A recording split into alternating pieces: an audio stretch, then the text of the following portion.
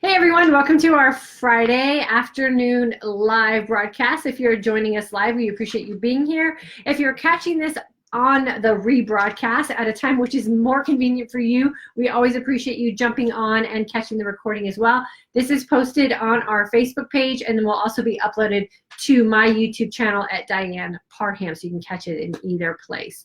Today we are going to share with you Michael's recent blood work that he just had done and prove, I guess, in a sense, that intermittent fasting and living a keto-like lifestyle does work. Grab your husbands if your husbands are around. Grab the men in your life that you love, or if you're a man, welcome.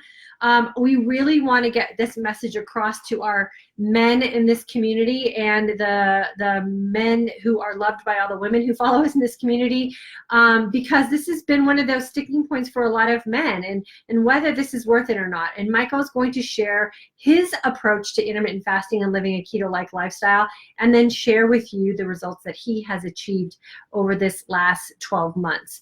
If you are joining us and you are new, welcome. This is a community where we do discuss intermittent fasting and a keto-like lifestyle and how we are incorporating this as a family and in a relationship, and how Michael and I differ in many ways in the way that we are running our lifestyle and the ways that we are very similar and how we really support each other. So this is really a community where we like to share that with the entire family. I am a certified exercise nutrition coach and a certified running coach. I've been in this industry for the last 25 years or so. Michael has also worked in the industry of being a health coach for the past 8 years alongside with me. And we have gone through various levels of fitness and being on the wagon and off the wagon with fitness, and being in that struggle boat with trying to figure out what works best for us.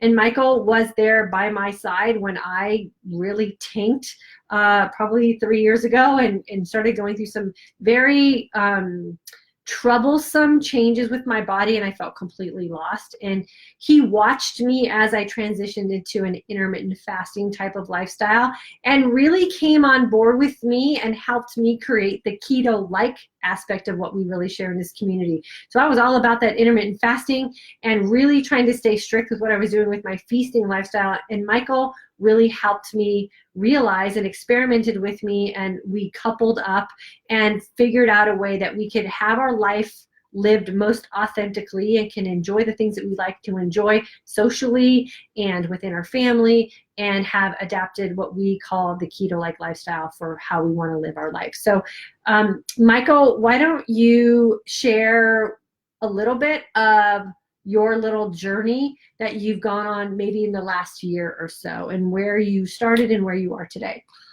Well, where I started, I felt like I was pretty healthy. You know, I worked out, but I think there was a lot of things missing because I was trying to run. I was trying to do some running, and I was having major problems with my feet. And Diane was kind of saying, well, maybe it's gout. I mean, because I've had gout. I haven't had any gout flare-ups, so I didn't really see myself as having gout. But she kept saying, well, I don't know, maybe you should check to see if you have gout. I wasn't going to do that because I wasn't having any gout flare-ups. I was just having plantar fasciitis from running. My shoe was too small.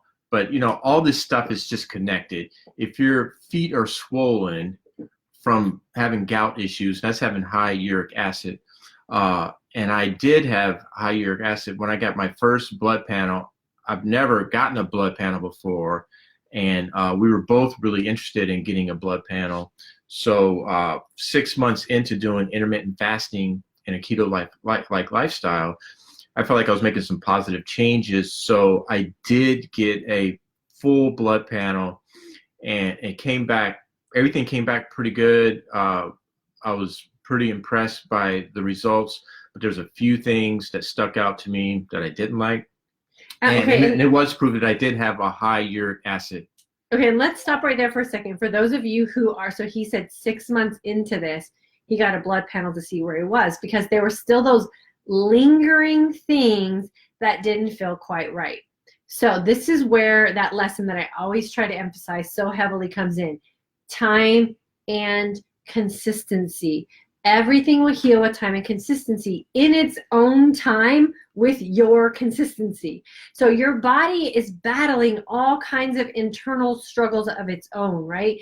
And you hope and we pray that the time aspect of it will heal as your body determines the highest priority of healing and then works its way through its own list, right? And I always feel, and this is what I always try to, emphasize with Michael and all the women in my community is be grateful that your body knows the priority in which to tackle the problems first, right? Because there could be some things that were holding him back from healing that gout problem that were of a higher priority than the gout. Gout is achy feet and a discomfort and can, lead to problems if you don't pay attention to it, but he was paying attention. So there could have been some other internal illness or internal struggle that his body was having chemically and cellularly that his body was working on diligently in an effort to get to the gout problem. So Absolutely. Be patient and keep with the time and consistency. So you came back with abnormal uric acid. What did you do then? Then I just basically just stuck to what I was doing, but I became a little more serious and intentional about my fasting and my feasting.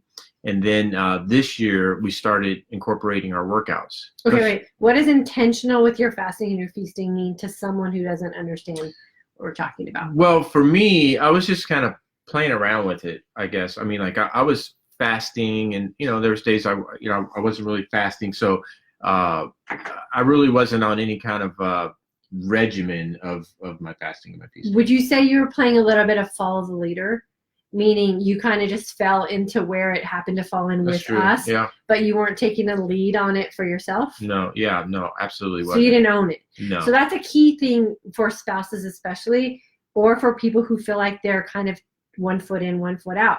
You have to go both feet in. You have to lead your own journey in order to get to the depths of the results that you're looking for. If you're kind of just playing along to appease someone and you're kind of halfway in, you'll get halfway results. And so you were at that point at that 6 month mark where you were benefiting, but you were benefiting from the confidence of it, and you weren't benefiting from the true aspect of what you are today because you didn't have the full buy-in. Right. Okay. Right.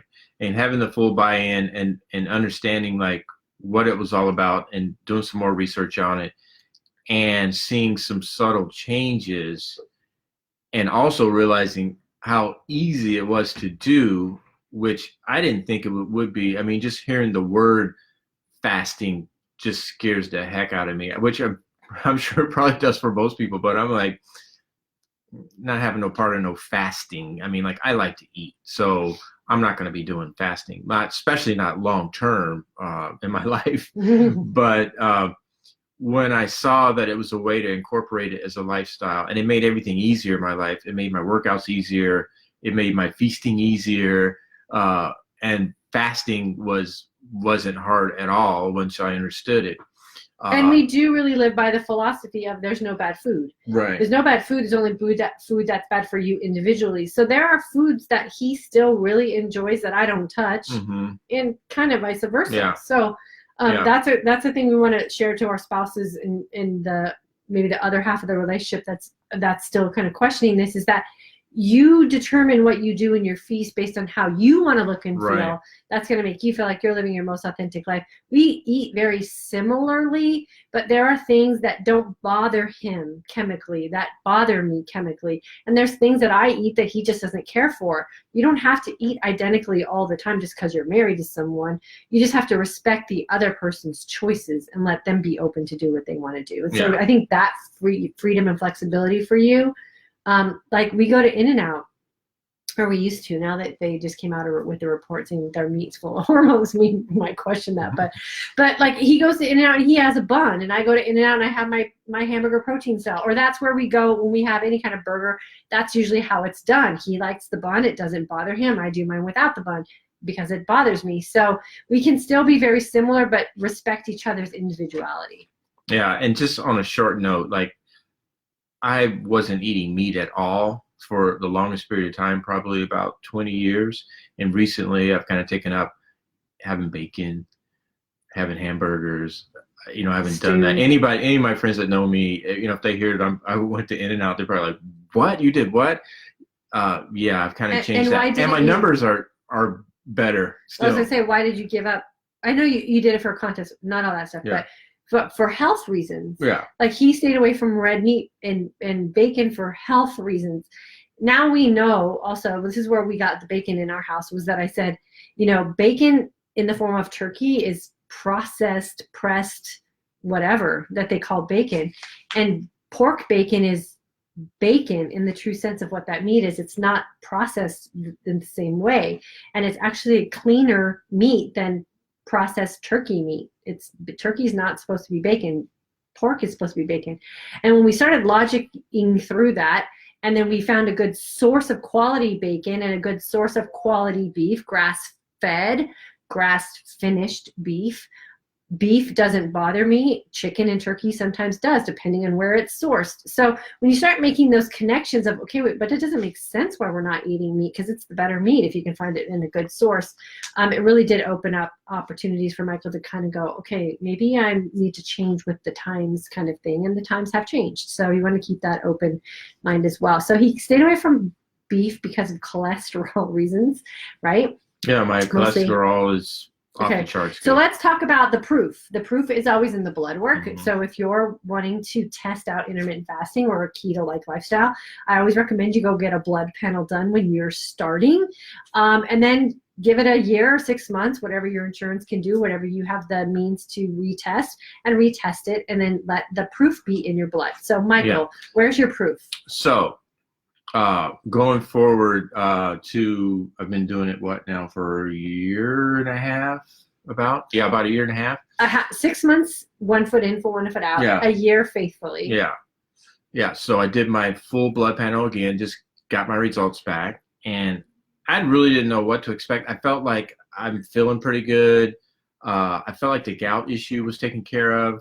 I mean, I could say that because based on how I feel, your pain's gone. I didn't know. I mean, because I hadn't really seen a blood test since the first one. But the signs and signals went away. Yeah, the signs and signals went away, and I've been feeling great. Lost some weight. So there's a lot health-wise. I feel good, but like I said, the proof is the pudding's in the proof, or the proof's in the pudding. Okay, share with us your uric acid. Okay, well, first I want to share something with you guys that I read today. Why it's important to have a blood test, and I loved. I thought this was right on. It's from Life Extension magazine, and they said an annual blood testing is the most important step aging adults can take to prevent life-threatening disease. With blood test results in hand, you can catch critical changes in your body before they manifest as heart disease, cancer, or diabetes. I thought that was right on target. For why you should get a blood panel. So we will always get blood panels now. And it without this sounding bad, like getting blood work back and seeing the positive changes is like an ego boost. It motivates you. Like he came home with we read his blood work. He was like so ecstatic about it, like so super excited, so motivated, so ready to just like get to what can we do if we do this, if we make these little changes. And that really is the way blood work should come back. You should go to the doctor to have your blood drawn, take it, and not be like, oh, what are they going to say? What am I going to have to do? What are they going to put me on? What changes and restrictions am I going to? No, you should walk into that doctor's office empowered. Even if it's your first blood panel, you should walk in take my blood, tell me where I'm at, I got a plan, I'm going to handle this, whatever it is. And that's really how we should approach going to the doctor. We should approach getting our blood work done, approach our attempts to get off of medication. I got this. I have a plan. Show me where I'm starting. Give me 6 months. Give me a year. And you diligently work with a passion to make those positive changes. And it's probably important to point out, you probably should ask, you don't want to go in and say, hey, I want a blood test, because they will give you a blood test and it'll be just the basic. You want a full blood panel. And when you Hormones ask included. for that, you want to say, okay, what's included in your blood panel, because there's a lot of things we're going to go over that you want checked. Right. So, okay, so where's your uric acid? Okay, the uric acid. Where was it a year ago? A year ago, when I thought I was doing pretty good, it was at 8.1. And is that normal or That's abnormal? High. High. Okay. Yeah, that's high. I And wasn't on any it kind was of medication deemed or anything, abnormal. but it was abnormal, Mhm. abnormally high. Okay. Now it's 6.4. Okay. And on the normal range, 6.4 is like right in the middle. Normal is 3.7 to 8. So doing pretty good on that. No signs of gout. No. No signs of high uric acid. Mm-mm. So if you stay the course, you should stay the course, right? Right. And if you start to feel your feet pain come back and it feels familiar to gout, then you have to go back and retrace your steps. What did I do? Because when signs and symptoms go away, and then you do something from your past that caused those signs and signals, the signs and signals come back like a slap in your face. So you'll feel them strong and powerful, and then you retrace your steps and go, oh, it was that pizza we had that I haven't had in a while, and now my feet feel a little achy and swollen. Right. And so always remember to go back to your journaling and go back to those signs and signals and the triggers that got you where you were. Okay, so let's talk glucose. Diabetes runs in Michael's family. He's the only member of his family that does not suffer from diabetes. So what's your glucose? They don't test for A1C if your glucose comes back normal. So he doesn't have an A1C reading, but what's your glucose? My glucose is 92. Which is normal. She put a big star on there. Right. It's 92, and I asked her about the A1C. She said, well, if your glucose is at that level, we're not even going to check A1C. So, and they also check all your cellular stuff as far as your red blood cell count and all your that. Metabolic and panel. all that stuff was good. Okay. Lipid panel, your cholesterol readings and triglycerides. She's got a big happy face on my high HDL because it's 57, and that's really good. You want it to be high. Normal range is 39. Mine is 57. Then the regular cholesterol, I'm way low, I'm 158. Normal range is 200. So all that stuff is good. And your triglycerides are normal too. Triglycerides is the fatty liver stuff. Right. Okay. Right. So that's 85, and normal range is 150. Okay, now here, ladies, is where, and gentlemen, we also want to make sure that we're not comparing ourselves to our spouses, because we know we have different genetic makeup, and we know that we have different biomarkers because of genetically where we're coming from. So my family, not so much on the diabetic side, definitely on the cholesterol side. My family just has high cholesterol. I have always tested high for cholesterol, even when I was a group fitness instructor, working out 10 times a day, totally healthy, super fit and thin, always had higher ends of cholesterol. So I just recently had my lipid panel done, and it looks completely different than Michael. We work out pretty similarly. We eat pretty similarly. I would probably say I even eat cleaner than Michael does. I don't consume dairy. Yet I always come back with higher cholesterol than Michael, and that has been the case ever since we've been married. Varying levels of fitness and health as far as nutrition goes.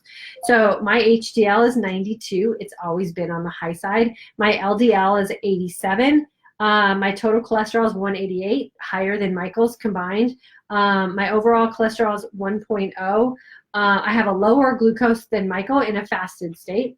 Who knows why? Maybe it's because he has diabetes running in his family. Maybe it was just the day of the test. Maybe it was, who knows? But my glucose is totally under control and has been now consistently for 2 years. My triglycerides are extremely low at 44. So my liver is functioning very well. No fatty liver problems whatsoever. His triglycerides are completely different than mine. So make sure that you're not doing that comparison game with your spouse either. Just because you're married doesn't mean you're genetically of the same disposition. So you want to make sure that you're very aware of that as well. So now here's the big one, gentlemen. Michael's testosterone levels. Yeah, this one I was a little shocked about because I had good testosterone when when I had my first blood panel, and it was at 509. And normal range is for a man is 300 to 890.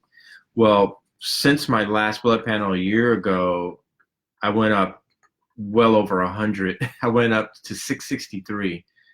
Now that's so amazing because you want to have high testosterone for strength, reasons. yeah, for health reason, bone density, strength, muscle mass, libido, your sperm count, everything. You want to have a high testosterone. And as aging men, like I'm 54, you start to lose your testosterone. Well, mine's going up, and we don't share this like, oh, look how great I'm doing. This is amazing. Look at, pat me on the back. No, this is to show you that you can change your numbers.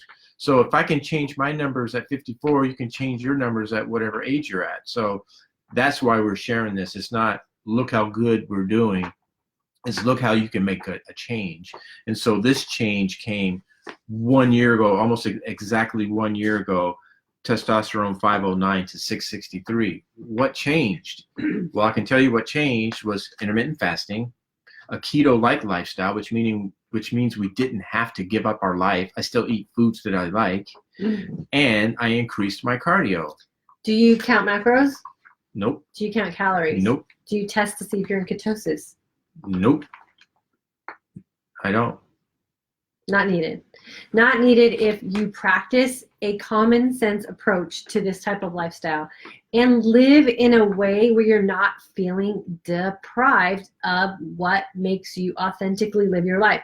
We go on vacation a couple of times a year to all-inclusive resorts where, you can have beer all day and drink a margarita and eat whatever you want to eat, and we don't deprive ourselves on vacation.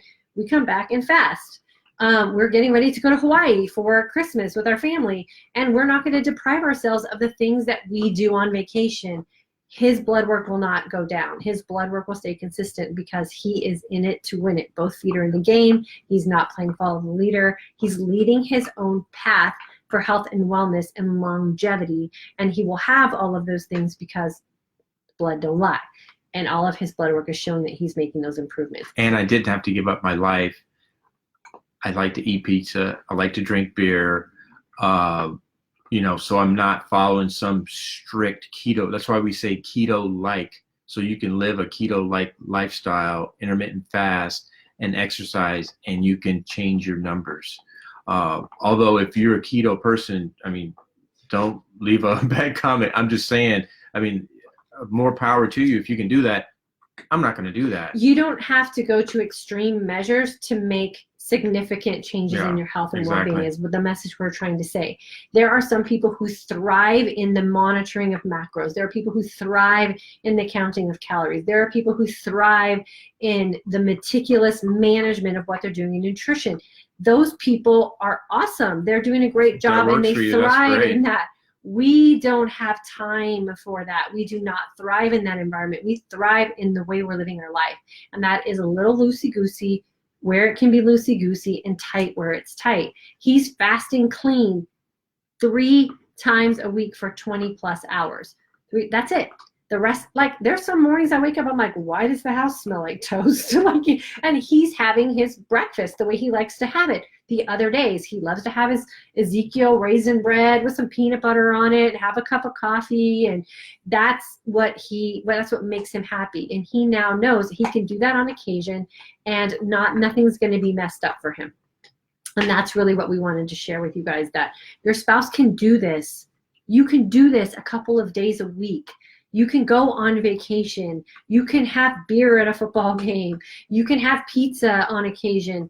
But what's the big picture? The big picture is we want numbers to go in the positive direction. We want to be around for our grandkids. We want to be there for our spouse. We want to live in a retirement where we can go on vacation and have mobility and not have our feet hurt. There was a point in our married life a couple years ago, and he would wake up in the morning and walk out of bed, and I'm like, oh my God, what am I going to do? I would walk like I was 95. My feet would hurt so bad, and going to an amusement park was just torture. It was torture. you know. And it's not that way anymore. And it was 1 year of proof, but it was a lot less in relief. And it doesn't take extremism to get to this place. So if your spouse is already doing, just follow the leader for a little while until you're at that point where you can be the leader of your own destiny with what you want to do with your health and well-being. Okay, let me see what we got going on in here, and I'll have my other blood work soon to share with you guys too. Okay, well, why is it that when men get older, they can raise their hormone levels naturally, and women, all we do is lose everything? It's not fair. It's not fair the way it's all designed. But I'm going to go get my hormones tested as well, and I'll come back and let you guys know how I'm feeling as well. And, you know, testosterone runs in men and women, and testosterone is the thing that we need as women too. So it'll be interesting to see if even you can raise your own testosterone levels as a woman. That is something we want to make sure that we have going on for us as well. Not at the same level. We need our testosterone for our estrogen too, yes. If you don't know that already. Yes, exactly. Okay, so let's see. Cindy, hello. Anna, hello. Terry, good to see you. Carrie's here. Sherry, so glad you're saying this. My husband is halfway in, halfway out. Wish he was here to listen to this. We'll have him listen. Yeah, have him listen later. If he has any questions, just leave them here, and Michael will come back and get them answered for you guys. Sandy, hello from hot and sunny Florida. Well, hello from cold and dark and rainy Texas. Boring here. Let's see. Yeah, and if you're watching and you haven't been part of our intermittent fasting for today's Aging Woman course, our next course starts November 3rd. Ladies, the reality is we are the driving force for change most of the time. So change you first. Be the good example. Set some guidelines for your spouse to come along with you, and you never know. I would have never, ever guessed that this man, he's sometimes leading the pace with what we're doing with our fasting and our keto and our exercising. And it's a great feeling to have when your spouse is also running up there with you and sometimes even leading for you when you're kind of feeling blah about it. Ella, hello, from Qatar. Wow, welcome. Wow. Great numbers, Diane. Oh, thanks, girlfriend. Michelle, what's the best brand of beer you have found for this lifestyle? A beer that you like to drink? I don't know. There's varying different levels of beer that are keto-like, but most of those are like light beer. What was it? I think it was like Miller Ultra or something. I say if you're gonna drink a beer, drink a damn beer. Like, drink a beer you like. And occasionally I have beer, but not. I'm training for my half marathon, so I'm really trying not to stay away from that stuff because I do have those days where I wake up with my feet and back hurting too. But you know, find an alcoholic beverage that you like. If you like something like a glass of wine or a beer or a margarita. IPA for me. Yeah, he likes IPA. I like IPAs too, but they can be a little heavy for me. Very heavy. Find something that's going to satisfy you. A really good glass of wine that is pleasing to your palate will satisfy you after one glass of wine. A watered down, cheap version of a glass of wine usually can lead to a bottle of wine. Like, we don't want to do that. Or even a beer, like a good food beer with dinner is satisfying. And pay attention to how you feel, because there's been plenty of times where we've had a beer, we're like, that wasn't a good. Like, you know, you wake up, you just don't feel good. So we stay away from beers that don't make us feel good. I mean, and we've had beers like Community IPA that we don't have any problem with it at all. So it's personal. It's trial and error. Wheat, if you're sensitive to gluten, wheat beers, Hefeweizens are usually not good because they're heavier on the wheat side. If you're at a place with a good bartender, or we like to go to places that are like brewery kind of places, and the person behind the bar pouring the beer is well educated on what they have on draft, then ask them questions like, what's the beer with the least amount of wheat in it, you know, and what's the processing of this type of beer, because they're all processed differently. And educate yourself, and then take the education and match it with your palate and see if you can find a good mix. And there's been some changes. You know, we've talked about it before on this channel, that there's some what do you call it, high yeast, is that the name of it? I think high yeast, yeah. High yeast beers, like they're putting a different kind of, it's not high yeast, there's another name for it. I know what you're talking about. It's they're doing something to the yeast process, and it's not what it used to be,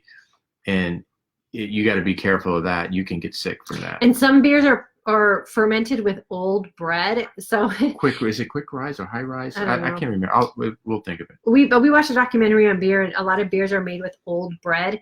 So if it's sort of like the chicken thing, it's like if you're trying to avoid grains and you're eating chicken, you're eating grains. Like you're going to have a reaction to chicken and not be able to associate that with grains. So the same thing goes with anything that you're doing. You got to know the process of it and what it goes through to get to the consumer purchasing point. And so if you're drinking a beer that they're throwing a bunch of old bread into it, you're drinking bread. You're going to feel bad if you're not a bread person. So education is key, trial and error, and then just, when you find your go-to, stick to your go-to. With wine even, I used to be a Kendall Jackson Chardonnay bottle drinker very easily. And now, like, even the thought of a glass of Chardonnay wine makes me feel super, like, sugar overloaded. I just looking at it, I can't even imagine drinking a glass. And so when we drink wine now, it's usually like a Pinot Noir or a low sugar red wine. Dry champagnes and stuff are on the lower end of sugar, so those are always good too. And then the rule of thumb is have one and be done. And some of the hard liquors are going to be better for you, and people think opposite. They think, "Oh no, I'm just a beer and wine drinker. I don't do that hard stuff." I mean, you hear people say that. Yeah, vodka and the is hard better. stuff is actually better because it's distilled, and you get the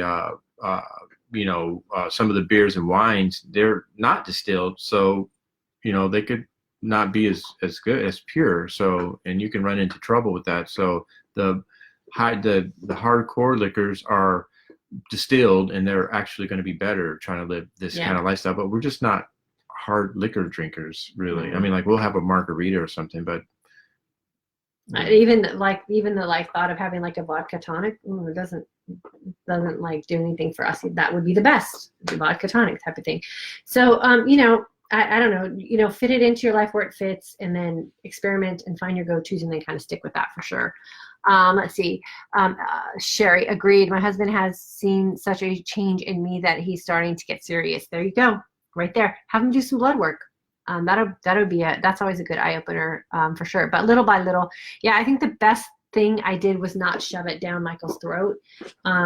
Even like some of the fitness stuff he's been realizing lately too, on our Peloton bike. First it was like, I get a Peloton, it looks great. You love spin classes. I'm never going to get on that thing. Now we're like, kind of having to coordinate our ride time because we both want to ride. And then it was like he was always trying to be the top of the leaderboard, and I'm like, it's not going to do you good in the long run. And so now he's kind of changing his technique with riding and trying to go more endurance and do heart healthy type of training as well. So explain things and show that the lifestyles, what the changes you're making, and happiness and success breeds happiness and success. So we want to make sure that we're sharing that. I love kombucha. That's a good probiotic, I guess. That stuff gives me a headache every time I drink it, so I don't drink it anymore. I think there's something in the alcohol type of kombucha that I just don't like. Susie, hello, good to have you here with us. I don't know how we went from really good blood work and proving that intermittent fasting and the keto-like lifestyle works to the most appropriate cocktail to have in this lifestyle, but that's part of the lifestyle and being authentic. Michael and I never want you guys to think that we're trying to be some like perfect people. There's not a need for that. We've tried those ways before of living, and we always felt very deprived and very much like we were missing out on a part of who we are. And a part of who we are is we like to go have a beer every now and then, or a glass of wine, or have a margarita and some chips and salsa. And it's definitely sustainable. Like some of the diets we used to do in the past, I mean, you could wait to get back to going back to your old ways, and then you put the weight back on, and you're struggling again. But this lifestyle, it feels like you can maintain it and live this lifestyle and not go back to anything, and you can live authentically and eat the things you like and get healthier in the process. So. Yeah, and we are sitting here talking to you in the 21-hour mark of our fast. Right? 21 hours. I worked out this morning. He had a full day of work. We're feeling great. It's like now we're kind of like, ooh, do we break our fast or we kind of keep going? Oh no, I'm breaking my You're fast breaking right your after this. Trust me. Let's be authentic for real. Yeah, but I would have never ever imagined him being at a 21-hour mark of a fast, and he does it a couple days a week. So that's kind of cool too. When now we're kind of at that point where like I don't want to disappoint him by breaking my fast early. He's counting on me to fast with him for 21 hours today, and so you kind of end up with that little partnership too, which has been super fun. So I hope this is a sense of motivation. Amanda, my husband, has jumped on the IF Keto-Like lifestyle and doing great. All the guys at work want to do it. I think Michael needs to begin a dudes class. We have been talking about that. I think in the beginning of the year.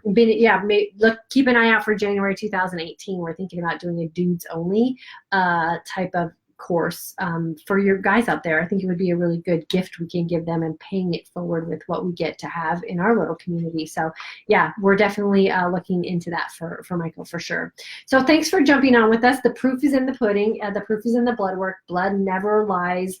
Make sure you're giving yourself the gift of getting your blood done. It should be something that you do every year. We do it every October. It's just what we do. It's our whole month of doctor's appointments, and I'm getting my colonoscopy next Wednesday.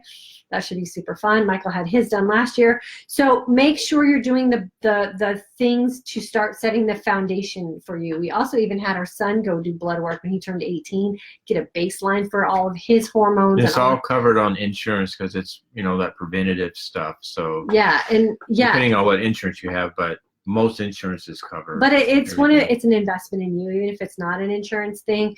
I just had some blood work done and I had to pay out of pocket for it, but I wanted to have the information. So it's a good gift to give yourself, the gift of knowing where you're starting and where you want to go to, and then getting that truth serum, right? You want to get that blood work done every 6 months to a year, because that will prove to you that what you're doing is actually working for you, or are you maybe cheating yourself a little bit and not being really authentic with what you're doing and your intentions, and are you being truthful with yourself and your fasting and your feasting? Right. So hopefully this will give you a sense of confidence. Make sure your husbands, boyfriends, uncles, brothers, dads watch this.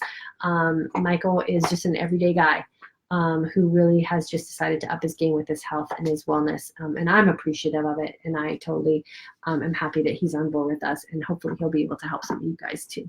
Okay, so we're going to check out of here and go swim our way to go pick our daughter up from school through the floods and rain going on here in Texas. Have a super weekend. Stay safe wherever you are, and we'll come back around over the next 24 hours and answer any additional questions or comments that have come on board. All right, have a great weekend.